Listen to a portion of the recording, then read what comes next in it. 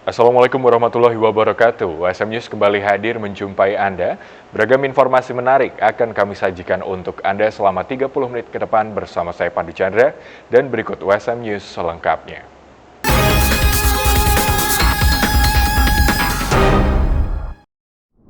Prabowo Subianto dan Gibran Rakabuming Raka resmi ditetapkan oleh KPU menjadi presiden dan wakil presiden terpilih pada pemilihan presiden 2024. Prabowo Gibran berhasil menjadi pemenang setelah memperoleh 58% suara nasional. Komisi Pemilihan Umum Republik Indonesia menggelar penetapan calon presiden dan wakil presiden terpilih di Pilpres 2024 pada Rabu 24 April 2024. Prabowo Subianto dan Gibran Rakabuming Raka secara resmi ditetapkan sebagai presiden dan wakil presiden terpilih hasil dari pemilihan presiden 2024. Penetapan ini dilakukan setelah gugatan sengketa Pilpres 2024 yang diajukan oleh Anies Muhaimin dan Ganjar Mahfud ditolak oleh Mahkamah Konstitusi. Komisi Pemilihan Umum menetapkan pasangan calon presiden dan wakil presiden nomor urut 2, Bapak Haji Prabowo Subianto dan Bapak Gibran Rakabuming Raka sebagai pasangan calon presiden dan wakil presiden terpilih periode tahun 2024 sampai dengan tahun 2029. Dalam pemilihan umum tahun 2024 dengan perolehan suara sebanyak 96.214.691 suara atau 58,59% dari total suara sah nasional dan memenuhi sedikitnya 20% suara di setiap provinsi yang tersebar di 38 provinsi dari 38 provinsi di Indonesia. Penetapan Prabowo Gibran meliputi perolehan suara di 38 provinsi dan 128 wilayah di luar negeri. Dengan perolehan suara sebanyak 96.214.691 suara atau sekitar 58% dari keseluruhan suara sah nasional pada Pilpres 2024, Prabowo Gibran dinyatakan menang atas dua pasangan calon lainnya dengan selisih yang cukup jauh. Selain itu, dalam pidato pertamanya, usai ditetapkan sebagai pemenang Pilpres 2024, Prabowo juga berjanji membawa kebaikan, kemakmuran, kesejahteraan, menghilangkan kemiskinan, kelaparan, dan korupsi. Harus bersatu, kita harus rukun. Apakah bersatu itu berada di dalam pemerintahan atau berada di luar pemerintahan, sama-sama kita berjuang untuk rakyat kita. Sama-sama kita berjuang untuk dengan secepat-cepatnya kita membawa kebaikan, peningkatan untuk rakyat kita. Tidak boleh ada rakyat kita, anak-anak kita yang tertinggal dan tidak menikmati hasil kemerdekaan. Saudara-saudara, itu pandangan saya ucapkan terima kasih kepada seluruh rakyat Indonesia dan saya tegaskan kembali, saya dan saudara Gibran Rakabuming Raka kita akan menjadi presiden dan wakil presiden, kita akan bekerja untuk seluruh rakyat Indonesia. Saya akan buktikan bahwa saya akan bekerja, berjuang untuk seluruh rakyat Indonesia, termasuk yang tidak memilih saya. Pemirsa, Timnas Indonesia U23 mengukir sejarah dengan memastikan lolos ke semifinal Piala Asia U23. Kemenangan ini juga membuat skuad Garuda Muda selangkah lebih dekat untuk mendapatkan tiket Olimpiade Paris 2024. Timnas U23 melanggengkan perjalanannya menuju ke semifinal atau 4 besar Piala Asia U23 2024 setelah sukses mengalahkan Korea Selatan melalui adu penalti 11-10. Adu penalti harus dilakukan setelah kedua tim bermain imbang 2-2 selama waktu normal dan masa tambahan waktu 30 menit. Kemenangan skuad Garuda Muda ini juga membuat Timnas U23 selangkah lebih dekat dengan tiket Olimpiade Paris 2024. Pertandingan yang digelar di Stadion Abdullah bin Khalifah Doha, Rafael Struijk sukses menjadi mesin gol Indonesia. Ia membuka gol pada menit 15 dengan tendangan keras melengkung yang mengarah ke pojok kanan atas gawang Korea Selatan. Jelang turun minum, striker muda 21 tahun ini kembali menjebol gawang Korea Selatan pada menit pertambahan waktu babak pertama. Gol indah Struijk turut mengundang decak kagum dari penonton. Di media sosial, gol Struijk mendapatkan banyak pujian dari netizen hingga disandingkan dengan pemain kelas dunia asal Brazil, Neymar Jr. Skuad Garuda Muda akan kembali bersiap menghadapi partai semifinal yang akan dilangsungkan pada Senin mendatang. Program Studi S1 Teknik Sipil Universitas Semarang sukses meraih akreditasi baik sekali beberapa waktu yang lalu. Hasil akreditasi ini menjadi bukti keseriusan USM, khususnya Teknik Sipil USM, untuk terus meningkatkan mutu yang ada. Program Studi S1 Teknik Sipil Universitas Semarang berhasil meraih capaian baru di bidang akreditasi beberapa waktu lalu. Program Studi S1 Teknik Sipil USM mendapat akreditasi baik sekali. Dekan Fakultas Teknik Dr. Purwanto STMT menjelaskan bahwa ini merupakan upaya sivitas akademika USM bagi fakultas dan universitas dalam menjaga dan meningkatkan kualitas pendidikan tinggi. Pertama-tama saya mengucapkan alhamdulillahirrahmanirrahim karena akreditasi sipil baik sekali, dan tentunya ini ya paling tidak program-program kita ke depan akan semakin jelas, dan tentunya juga ini ya sangat bermanfaat bagi mahasiswa terutama calon-calon wisudawan, di mana sekarang baik sekali itu kan sebagai syarat untuk pendaftaran CPNS maupun di BUMN. Dan ini tentunya ya saya berharap adik-adik mahasiswa, adik-adik alumni nantinya bisa banyak diterima di CPNS maupun di BUMN yang mereka idam-idamkan.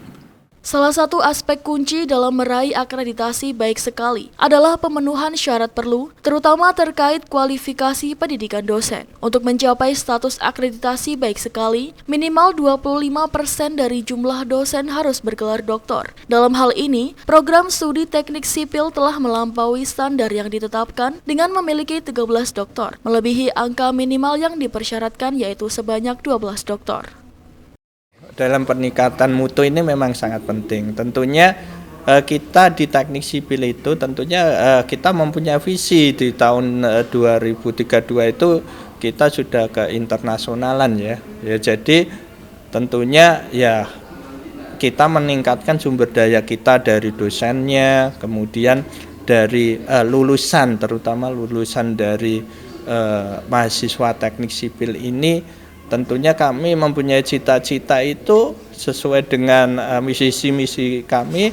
Semua yang lulusan di teknik sipil USM ini yang ya siap pakai untuk di luar USM ini, setelah di dunia industri ya siap pakai itu. Jadi beberapa hal yang pembekalan dari Prodi sendiri, selain juga dapat bantuan dari fakultas, itu tentunya pelatihan tentunya yaitu pelatihan yang berhubungan dengan kesesuaian pemakaian di dunia industri. Kami ini sudah melakukan beberapa kerjasama itu dari beberapa industri, terutama industri kontraktor, perencana. Di situ kami dapat masukan juga, tentunya masukan-masukan itu tidak hanya kami intent di dalam, tetapi kami selalu menyesuaikan di luar. Warga Desa Rambat, Grobogan, Jawa Tengah kembali menggelar demonstrasi di Waduk Kedung Ombo. Mereka menuntut event yang digelar oleh PT Berkah Abadi Tirta untuk ditutup. Sejumlah warga Rambat, Kecamatan Geyer, Kabupaten Grobogan kembali melakukan aksi demo di Waduk Kedung Ombo atau WKO. Mereka menuntut agar event yang diselenggarakan oleh PT Berkah Abadi Tirta segera ditutup. Mereka khawatir adanya event tersebut menjadi sarana pembukaan wisata WKO. Poster bertuliskan penolakan dipampang peserta aksi di depan pintu masuk Gardu Pandang Waduk Kedung Ombo. Koordinator lapangan aksi, Minarno, mengatakan aksi tersebut ditujukan kepada Balai Besar Wilayah Sungai atau BPWS Pemali Juwana. Ia menilai ada diskriminasi hukum yang telah dilanggar oleh BPWS lantaran membiarkan lokasi yang sudah ditutup pemerintah kembali dibuka untuk event. Kami bersama warga di Kedung Ombo, khususnya Desa Rambat, para penjual ikan bakar adalah melakukan penyampaian aspirasi kepada BPWS Pamali Juwana atas apa yang terjadi pembiaran aktivitas di wilayah yang harusnya steril karena objek vital. Kenapa kami lakukan itu? Sebab tahun 2017 kami ini tidak boleh berjualan di situ. Kami harus pergi dari tempat itu, diusir karena tempat itu sesuai aturan memang harus steril. Tapi di tanggal 15 April 2024, kemudian dia tanggal 16 Aprilnya ada pihak yang beraktivitas di situ dengan melakukan lonceng air minum. Tapi tetap saja itu mengumpulkan orang banyak karena ada juga hiburan dangdutnya. Kami tidak menempuh ini semata-mata, sebelumnya kami juga bertemu dengan pihak penyelenggara. Pada intinya kami menanyakan tentang izin kegiatan di tempat yang harusnya steril tersebut. Tapi kenyataannya mereka menyampaikan ada izin itu. Sampai sekarang apa yang mereka katakan tentang izin itu tidak pernah diberikan kepada kami. Setelah kami klarifikasi ke BPWS Pamali Juwana, mereka juga tidak mengeluarkan dalam bentuk izin. Tuntutan warga? Tuntutan warga adalah tolong hukum itu diberlakukan sama, jangan dibeda-bedakan. Yang kedua, tuntutan warga adalah tempat tersebut tidak dibuka lagi menghindari konflik daripada masyarakat. Yang ketiga adalah aparat penegak hukum, kami minta tolong supaya kami itu dilindungi. Sementara itu, pihak PT Berkah Abadi Tirta, Santoso, mengaku sudah mengantongi izin dari BPWS sehingga tetap menggelar event di sana selama 1 bulan. Terlebih, pihaknya juga menggandeng Karang Taruna dan warga setempat untuk bekerja sama mensukseskan event tersebut. Sebenarnya, kita ini tidak terus kita itu selamanya tidak. Saya juga dikasih batas waktu untuk event. Itu ya saya dikeluarkan izin itu tanggal 15 April sampai tanggal 15 Mei. Dan itu pun saya juga sudah koordinasi dan mengaitkan khususnya di warga Rembes dan sekitarnya untuk mendukung pelaksanaan event saya dari Air Asa yang dipercayakan penuh dari PT Berkah Tirta Abadi. Disitulah saya memanfaatkan waktu yang diberikan izin tersebut. Maka dari itu saya melibatkan dari Karang Taruna, dari masyarakat Desa Rambat dan sekitarnya. Kita kumpulkan semua dari antara kepala desa, dari pihak pengembang wisata sekitar, itu juga sudah kita jelaskan bahwa saya ini hanya event promo Air Aksa dan itu pun hanya 1 bulan. Untuk langkah berikutnya Pak? Kalau saya harapkan dan saya mohon biar Desa Rambat ini bisa memahami, biar dalam pelaksanaan yang izin sudah diberikan ke saya untuk event promo Air Aksa itu biar bisa selesai sampai masa izin tersebut. Dari segi ekonomi, Karang Taruna dan warga bisa dapat keuntungan ekonomi, Pak ya. Ya, alhamdulillah kalau besok itu mengadakan open event itu akan berlanjut, akan buka ya. Pihak Karang Taruna bersyukur alhamdulillah ada masukan, Pak. Jadi nggak pada pelotang-lantung kalau itu nggak jelas. Kan bis itu kan kalau memangnya event itu diadakan, Karang Taruna udah siap di situ mengatur lalu lintas sama mengatur sepeda motor, Pak. Yang dilibatkan berapa anggota Pak? Oh kalau dilibatkan itu bergilir Pak. Tadi kemarin udah bergilir 88 orang, tapi jumlahnya banyak sekali. Dari ujung desa Ngawen sampai ujung desa Karangpilang itu diikut sertakan semua anak muda. Apa benar di hari Minggu kemarin sebelum demo palang pintu masuk ditutup, Pak? Oh betul. Gini, kalau masalah pintu masuk tuh kemarin tuh memang udah buka seperti biasa 1 ke 2 itu lah. Terus dari kemarin itu pihak pengelola juga udah negosiasi ke sana, tapi pihak perhutani ngotot tetap tidak boleh. Sampai sekarang masih dikunci double.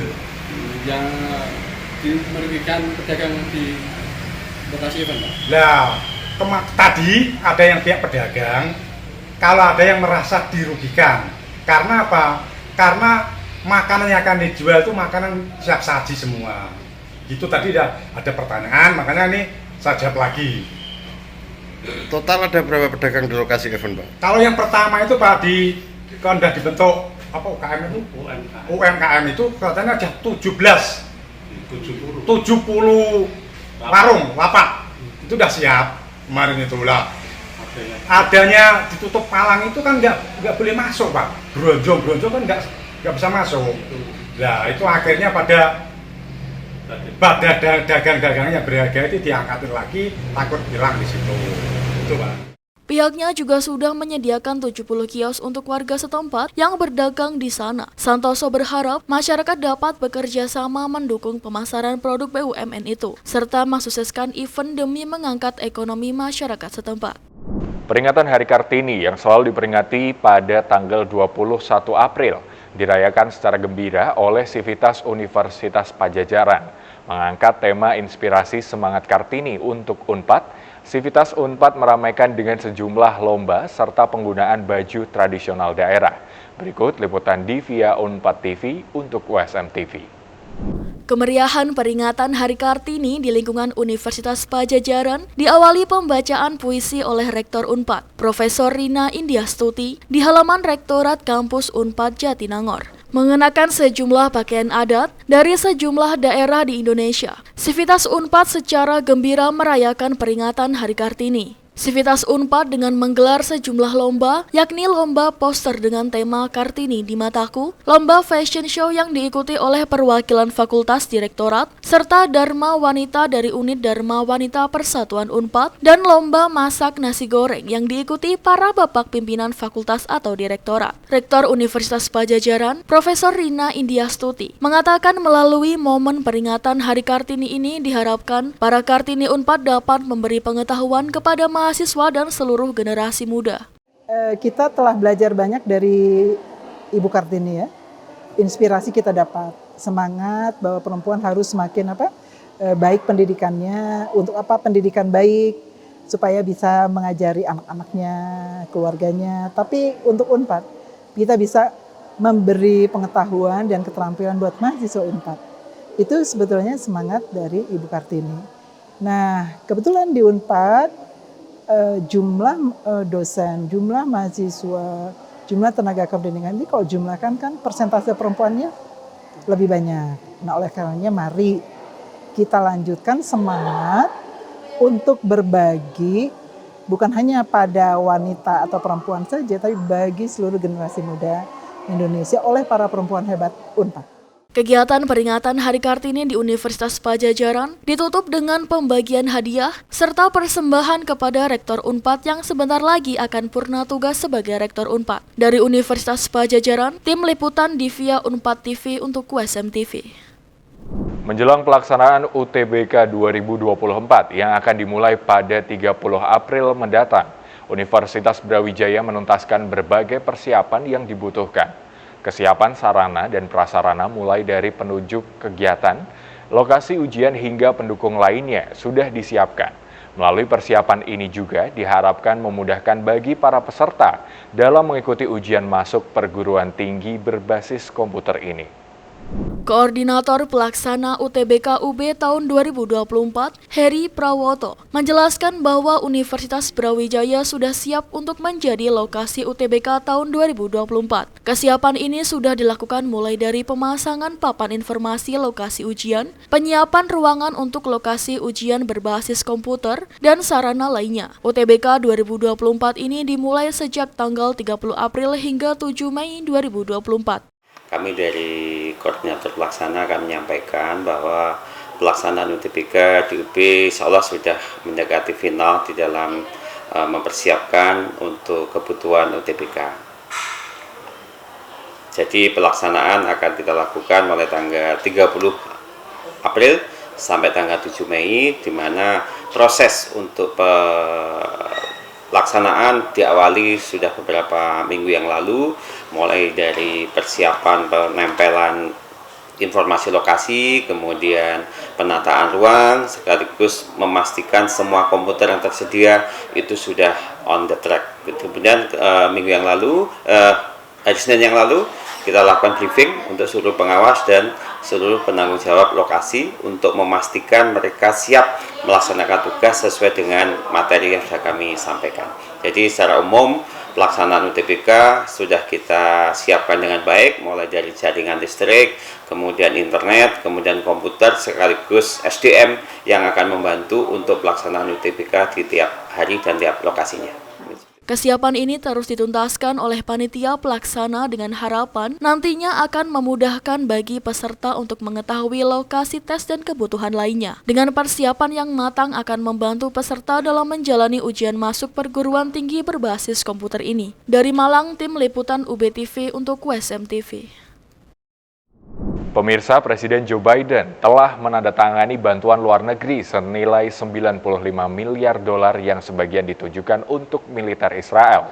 Bantuan ini kembali mengundang pro kontra di masyarakat, meskipun juga menyertakan bantuan bagi warga sipil Palestina di jalur Gaza. Informasi ini sekaligus menutup perjumpaan kita di hari ini. Saksikan terus WSM News hanya di WSM TV. Saya Pandu Chandra dan seluruh kru yang bertugas pamit undur diri. Terima kasih. Wassalamualaikum warahmatullahi wabarakatuh. Usai penandatanganan, Presiden Biden menegaskan kembali komitmen kuat Amerika Serikat terhadap pertahanan Israel, sambil juga meminta Israel membuka akses bagi penyaluran bantuan ke Gaza. Sekitar 26 juta dolar kini dianggarkan untuk Israel dan bantuan kemanusiaan di Gaza. We're going to immediately secure that aid and surge it, including food, medical supplies, clean water. And Israel must make sure all this aid reaches the Palestinians in Gaza without delay. Bantuan bagi Israel dan warga Palestina di Gaza disahkan sebagai bagian paket bantuan 95 miliar dolar lebih yang disahkan Senat Amerika Serikat setelah sebelumnya disahkan DPR. Menurut salah satu senator pendukung paket bantuan, dana yang disetujui bisa melegakan banyak pihak, termasuk aktivis pro-Palestina. That they should be thrilled that billions of dollars in aid to starving children around the world in Gaza and elsewhere is a key part of this package. Namun aktivis tetap kecewa dengan banyaknya bantuan militer bagi Israel. If you ask the people of Gaza, they don't want the aid. They would prefer for the bombs and the missiles to stop dropping on their heads. They want a ceasefire, a permanent ceasefire. Sekitar 4 miliar dolar dialokasikan bagi sistem pertahanan udara Israel, sementara 9 miliar dialokasikan bagi bantuan kemanusiaan di Gaza. Pengesahan bantuan tambahan untuk Israel ini terjadi di tengah tinjauan internasional yang dilakukan pemerintahan Joe Biden untuk memastikan bahwa semua penerima bantuan Amerika Serikat memenuhi persyaratan hukum internasional maupun hukum Amerika Serikat termasuk Undang-Undang Lehi yang mengharuskan negara penerima menegakkan hak asasi manusia. Israel tak terkecuali dari pengkajian internal ini, dan Perdana Menteri Benjamin Netanyahu telah menyatakan Israel menepati ketentuan hukum internasional dan Amerika Serikat. Tapi ini dipertanyakan sebuah gugus tugas tak resmi yang dibentuk sejumlah akademisi dan mantan pejabat pemerintah Amerika Serikat. Would highlight from the report that of the 16 incidents we documented, 11 out of the 16, Israel does not even claim that there was a military target, nor does it provide a justification. In half of those incidents, the attacks were on residential homes, sheltering families inside. We'll wait and see what the administration says by May 8th. It is my hope that it reflects the facts. I think there's reason to be skeptical, but the intent here is a good faith effort to support their own reporting. Gugus tugas ini telah menelaah ribuan insiden serangan pasukan pertahanan Israel, IDF, termasuk serangan mematikan ke kamp pengungsi Magazi dan Jabalia. Sementara Departemen Luar Negeri Amerika Serikat tengah menyelidiki laporan yang menyebutkan sejumlah divisi militer Israel terlibat pelanggaran HAM. Dari Washington DC, Yuni Salim dan tim VOA. Tolong.